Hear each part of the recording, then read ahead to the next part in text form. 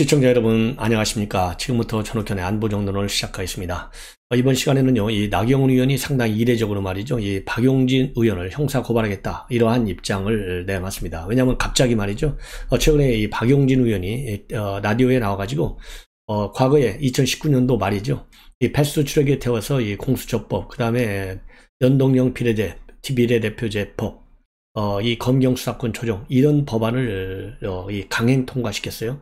그럴 때 그걸 막기 위해서 우리 국민의힘, 그 당시에는 이제 자유한국당이죠, 굉장히 몸으로 막아냈습니다. 목으로 막아내는 과정에서 현 민주당하고 이제 상당한 충돌이 있었는데요. 민주당에서 당시 이제 우리 국민의힘 이러한 무모한 이 패스트 트랙에 태워서 이 법안을 강행시키는 거, 이 막는데 이 문을 따려고 말이죠. 의안가 사무실 이 문을 따려고 빠루를 들고 나왔어요. 그래서 이제 빠루를 뺏어서 이거 봐라, 이렇게 무리하게 지금 민주당이 이 법을 강행 통과시키려고 하고 있다, 이렇게 입장을 밝혔는데, 이때 빠루를 둔 걸 마치 나경원 의원이 빠루 들고서 이 정상적인 원활한 의정 활동을 방해한 것처럼 그렇게 왜곡시키고 있다고 하는 것이 나경원 의원의 주장입니다. 그래서 이 내용을 자세하게 말씀을 드리고, 그 다음에 이제 오늘 저녁에요, 이 주민들을 초청해서 용산 집무실 제2 용산 집무실의 2층 정식으로 이제 작업이 다 완료가 됐어요. 그래서 앞마당에서 잔디마당에서 주민 초청 행사를 갔는데 김건희 여사는 참여하지 않는 걸로 되어 있고, 그 다음에 지금 여당에서는요, 이준석과 이 안철수 대표 간에 최고위원 2명 임명하는 문제도 연일 충돌하고 있습니다. 그리고 또 연일 충돌하는 것 중에 중요한 것은 바로 해수공무원 피살과 관련해서 우상호 의원, 지금 물매를 맡고 있는데요. 연일 계속해서 자기네는 이거 월북으로 단장한다, 이러한 입장에서 조금도 굽히지 않고 비판의 이 강도를 높여나가고 있고요. 거기에 맞대응해서 우리 여당에서는 권성동 원내대표가 총대를 보고 맞받아치고 있습니다. 그래서 이 내용을 중점적으로 보도를 해드리도록 하겠습니다. 먼저요, 이 대통령실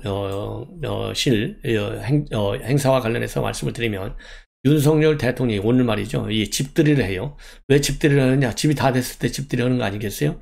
어떤 집들이냐면 청사 2층 집무실이 있고 5층에서는 이제 이 예비 집무실이 있어요. 그런데 2층 집무실 공사가 최근에 완공이 됐습니다. 그래서 이 완공 기념으로 청사 앞 잔디마당에서 주민 초청 행사를 갖게 됩니다. 그래서 청사 인근의 주민들하고요, 용산 소재 기업인 아모레퍼시픽, 그 다음에 LG U+, LS, 그 다음에 중소기업, 또 이 와인회사, 이런 임직원들도 또 초청이 됐어요. 자, 그래서 이 주민들을 초청하는데 말이죠, 이 김건희 여사가 오늘 부득이하게 행사에 불참한다고 그래요. 그래서 이거 왜 불참하는가 알아보니까, 본래 오늘 일정이 이제 집무실 집들이 일정이 좀 바뀌었다고 합니다. 그러다 보니까 이 김건희 여사가 다른 일정이 부득이하게 생겨가지고 그 일정 때문에 오늘 주민 초청 행사에는 참석할 수가 없다, 이렇게 공지를 대통령실에서 공식적으로 했어요.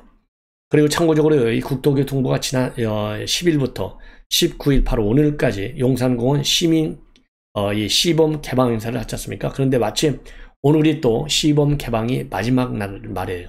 이번에 시범 개방도 지난해 청와대 개방 못지않게 많은 인기를 얻었어요. 자, 그래서 시범공 행사도 성공적으로 잘 마무리가 됐고, 또 2층 집무실도 공사가 잘 마무리가 됐고, 그래서 집들이 행사한다. 그런데 상당히 이제 굉장히 부득이한 일정상 김건희 여사가 불참하는 건 이제 사실로 이제 밝혀졌잖아요. 왜냐하면 대통령실에서 공식적으로 공지를 했어요. 자, 그런데 이제 내일부터는요, 또 야권에서 뭐라고 핑계를 대고 이 김건희 여사 불참을 비판할지 참 우려스럽다, 이런 생각이 듭니다. 이번에는요, 이 나경원 의원이 최근에 이제 박용진 의원이 말이죠, 2019년도 민주당과 국민의힘 간의 물리적 충돌과 관련해서 당시에 나경원 원내대표가 빠루 들고 국회에서 온갖 법을 다 막고, 그래서 이 국민에게 준 인식이 뭐냐, 자유한국당은 야당 노릇도 하기 어렵겠구나, 이런 국민들의 인식, 그것 때문에 2020년도 4.15 총선에서 자기네가 180석을 얻었다, 이렇게 주장을 했어요. 이것이 이제 이 나경원 의원이 볼 때 이거는 완전히 허위 사실이다. 그래서 이 본인의 명예를 훼손한 것이다. 따라서 이 명예훼손 혐의로 허위사실 유포로 고발하겠다라는 입장을 밝혔습니다. 자, 참고적으로 말이죠. 지난 13일 날 이 박 의원이 이 라디오에 나와서 그러한 입장을 밝힌 바 있고, 그래서 이제 이 문제를 두고 이 나경원 의원이 페이북에다가 이제 글을 올렸어요. 박영진 의원은 최근 몇 차례 인터뷰에서 나에 대해서 빠루를 들고 모든 입법을 막았다. 그리고 그런 강경추행 때문에 총선에서 우리 자유한국당이 패했다. 이렇게 언급했는데 이거야말로 새빨간 거짓말이다. 허위사실이다 이거죠. 그래서 이 공수처법과 연동형 비례제 선거법을 통과시키려는 민주당을 막기 위해서 의안과 앞과 안을 지키고 있었는데, 그때 의안과 문을 뜯어버리겠다고 나선 사람들이 바로 민주당 측 보좌진 그리고 방원들이라 이거예요. 뭘 들고 나타났느냐? 쇠지렛대 일명 빠루를 들고 나타난 거예요. 그래서 우리 당에서 이 빠루를 빼앗아 가지고 그 다음날 당직자들이 이 빼앗은 빠루를 보여주면서 한번 들어보라 해서 이거를 들고 자초지정을 설명한 것이 전부인데, 마치 일부 민주당 당직자들 그리고 일부 국민의힘 의원들마저도 마치 나경원 의원 본인이 빠루 들고 폭력을 행사한 것처럼 왜곡하고 이 싸움꾼 이미지를 만들었다. 이게 이제 나경원 의원의 주장이에요. 그래서 이 박용진 의원도 이런 사정을 잘 알고 있음에도 불구하고 마치 나경원 의원 본인이 빠루 들고 폭력을 행사한 것처럼 연일 주장하고 있는데, 그로 인해서 총선에서 민주당이 승리한 것이다. 이렇게 허위 사실을 주장하고 있는데, 이거야말로 정치적인 악의적 의도가 있다. 그래서 이러한 이 나경원 의원의 투쟁 저항이라고 한다고 하는 것은 강경투쟁이 아니고, 민주당이 말하자면 이 무리하게 패스트트랙에 태워서 법을 강행 통과시키려고 하니까 우리 국민의힘 당 차원에서 대응을 한 것일 뿐이다. 그런데 이것이 말이지 우리 나경원 의원의 이 강경투쟁이다 이렇게 치부하면서 총선에서 승리한 이유는 바로 나경원 의원의 강성투쟁 때문에 승리했다. 이렇게 명백한 허위 사실을 지금 유포하고 있어서 상당히 통탄스럽다라는 입장을 내고 있어요. 그래서 이런 허위 사실 유포 이 도저히 용납할 수 없어서 강력히 대응하고 이 허위사실에 의한 명예훼손 혐의로 고발한다. 다만 박용진 의원이 사과를 하면 고발은 취하하겠다라는 입장을 밝혔는데요. 아, 이거 박용진 절대 사과 안 합니다. 민주당 의원들 사과하는 거 봤어요? 거의 안 하죠. 그래서 법에 따라서 엄중하게 나경원 의원은 밀고 나가라. 그 길밖에 없다. 왜냐하면 지금 수를 앞세운 횡포 어마어마하잖아요. 박용진이도 2년 후에 또 당선돼야 되잖아요. 그리고 박용진 의원의 경우에는 이번에도 대선 경선에 나온 사람이에요. 자기 주자를 띄고 있어요. 그렇기 때문에 지금 이제 이 조금밖에 할 때 비슷한 쓴소리도 알려져 있지 않습니까? 이제 이 공천이 가까우니까 이제는 당에도 잘 보여야 되겠고, 그리고 민주당 지지층에도 잘 보여야 되겠고, 그래서 2년 후에 총선 그리고 5년 후에 대선 여기에 나가야 되기 때문에 이렇게 허위 사실을 유포해서 투쟁적 이미지를 지금 부각시키는 것이 아니겠느냐. 그러나 그 심판 곧 받을 것이다 라고 저는 판단이 됩니다. 이번에는요, 지금 이준석 대표하고 안철수 의원 간의 이 공방이 연일 계속되고 있어요. 한마디로 최고위원 2명을 안철수 의원이 추천을 했더니 2명 이거 다 새롭게 추천하라. 한 명은 그동안에 우리 국민의힘을 폄하했고 한 명은 국민의당 인사를 추천하라고 한 것이지 국민의힘 인사를 추천하고 했느냐. 이게 정정십이에요. 그래서 둘 다 받아들일 수 없으니 새롭게 임명하라. 이게 이제 이준석 대표의 주장이에요. 그러다 보니까 이제 안철수 의원의 경우에는 무슨 소리냐. 합당 정신에 어긋난다. 합당에서 추천을 하면 받게 되어 있지 토론하게 되어 있지 않다. 이대로 나는 고하고 나간다. 그리고 지금 당헌 당규를 바꿔야 된다고 지금 국민의힘에서 주장하고 있는데 이거는 당헌 당규를 잘못 이해한 것이다. 그대로 왜냐하면 이 새로운 당헌 당규에 의해서 처음으로 구성된 최고위원회가 지금 현 이준석 대표가 이끄는 최고위이기 때문에 최고위에서는 최대한도 4명까지 이 최고위원을 늘릴 수 있는 건 아니냐. 2명이면 충분히 당헌 당규 없이 이 당헌 당규에 따라서 개정 없이도 자기가 추천한 2명을 받아들일 수 있다. 이러한 주장을 내놓고 있어요. 그래서 지금 이제 양측이 출구 없는 공방을 이어가고 있는데 일부 언론에서는요, 이렇게 돼서 국민적 피로도가 쌓여 나가고 있다.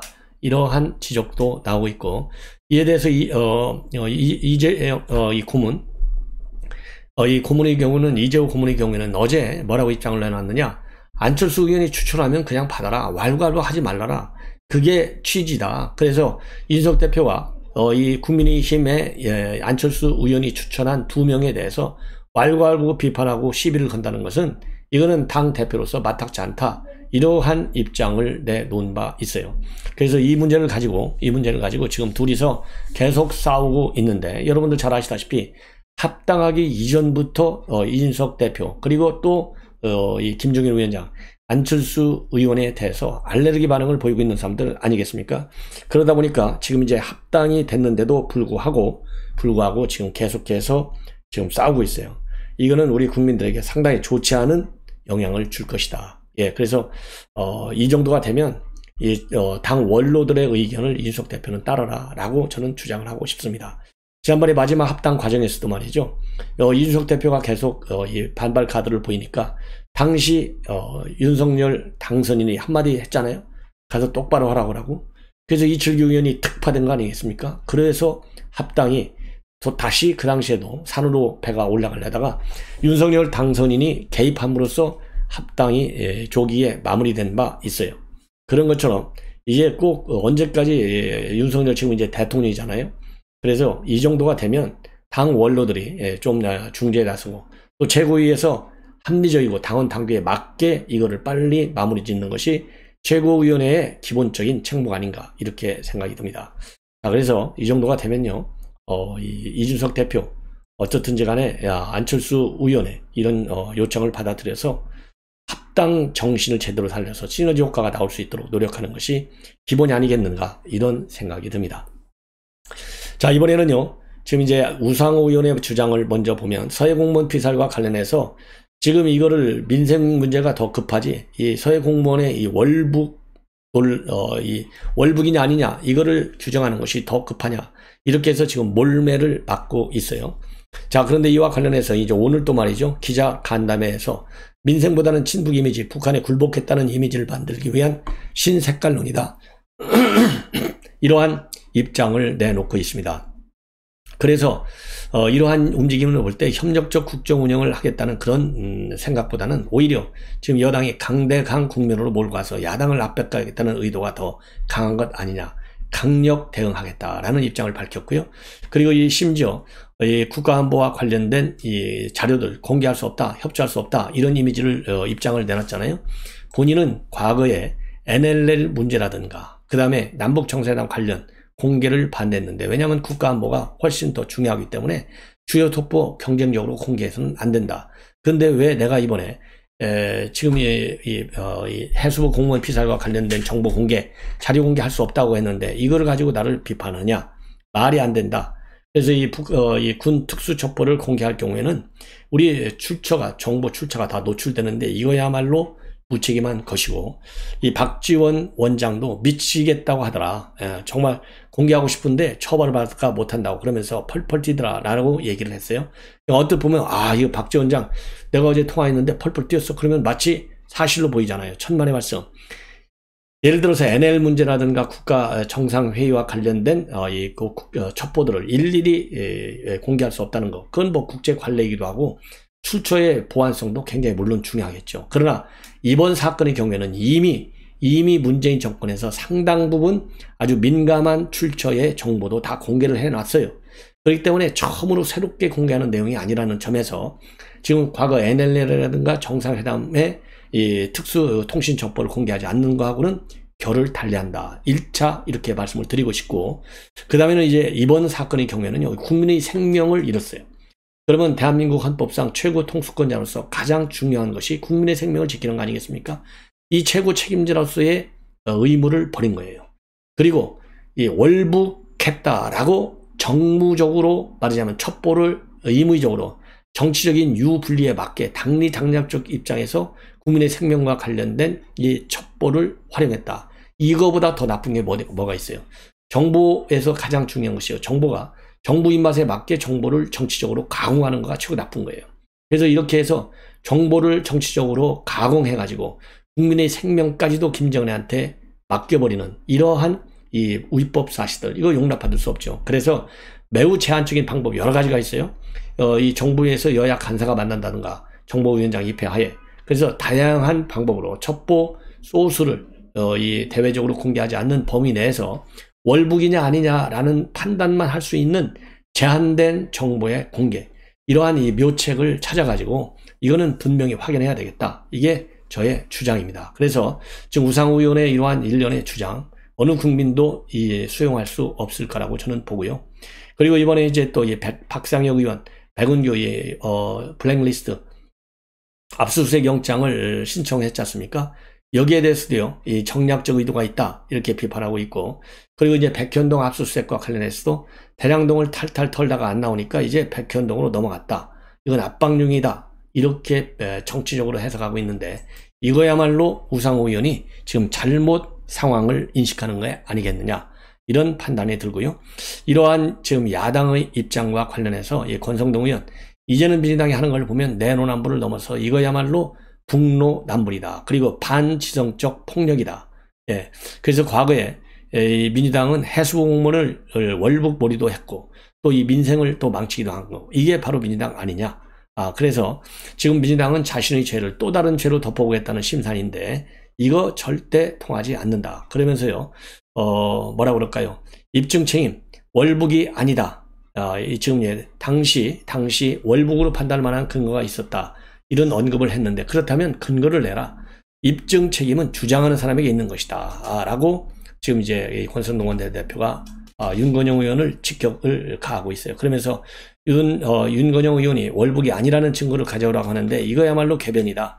그만하라. 그러면서 중세 만영 사장 때나 즐겨 쓰던 반지성적 폭력이고, 수많은 여성이 마녀가 아니라는 증거를 대지 못해서 죽었다.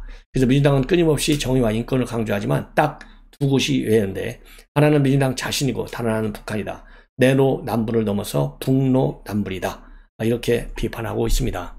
자, 그러면서요, 이 서해공무원 피살사건 조사 결과가 뒤집히면서 월북 누명을 벗은 고 이대준 씨의 아들이 지난 17일 윤석열 대통령에게 보낸 편지를 함께 제시하면서요, 아버지를 잃은 아들이 20살 생일에 자신의 아버지가 월북자가 아니라고 세상을 향해 외쳤다라고 말하면서, 문재인 정부와 민주당은요, 아들의 외침 앞에 사죄부터 해야 마땅하다. 제가 여러분께 이미 밝혔잖아요. 민주당은 무조건하고 우리 국민 앞에 사죄하고 유족 앞에 사죄하라.